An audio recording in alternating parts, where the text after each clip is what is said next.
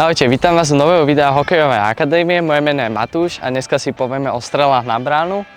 Rôzne typy sú úder, šrúber alebo push. Poďme do toho.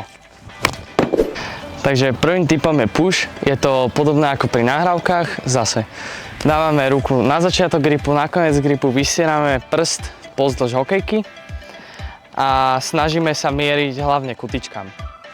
Posunieme si zase loptu dopredu a strieľame ju, keď je na úrovni ľavej nohy. Tak toto vyzerá dokopy.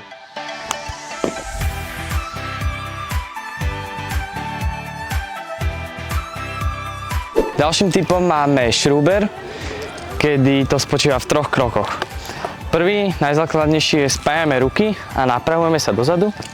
Ďalší je posúvame si loptu a dávame sa do výpadu a tráfame ju vtedy, keď je cca ďaleko od našej nohy, ako je hokejka, a snažíme sa ju trafiť niekde tu.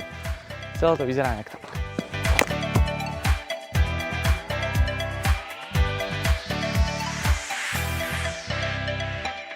Ďalším typom strely máme úder, kedy to spočíva v dvoch krokoch, kedy sa vlastne spájajú nám ruky, napravujeme sa nie úplne jak drevorúbači, ale tak nejak do polky, posúvame si loptu a tráfame ju niekde v týchto častiach a nenaklápame hokejku hlavne.